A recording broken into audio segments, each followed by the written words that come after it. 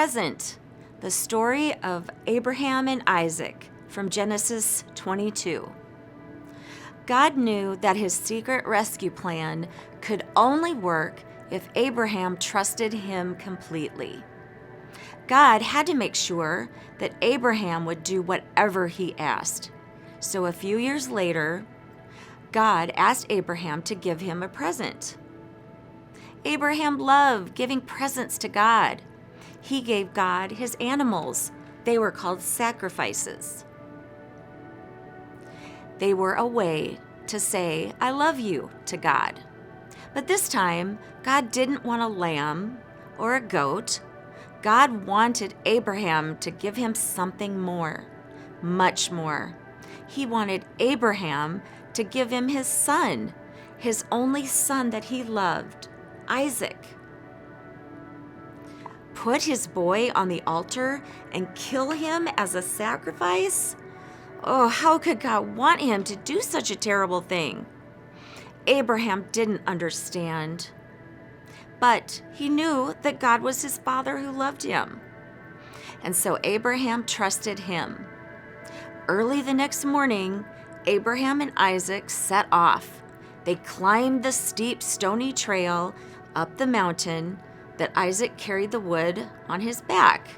His father carried the knife and the coals.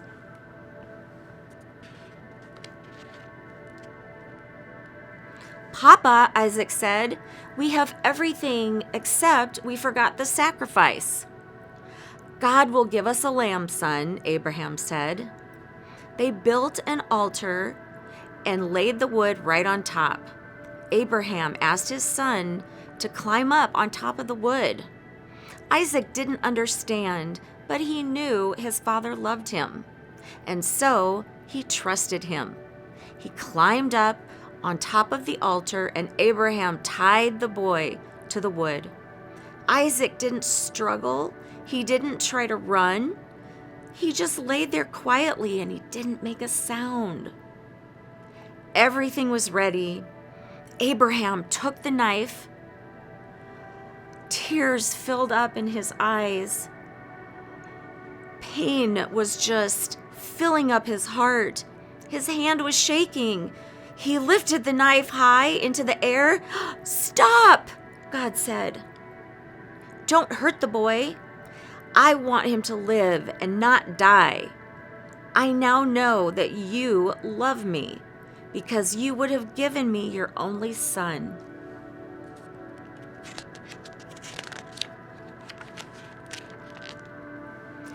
Abraham felt his heart leap with joy. He unbound Isaac and folded him in his arms. Great sobs shook the old man's whole body.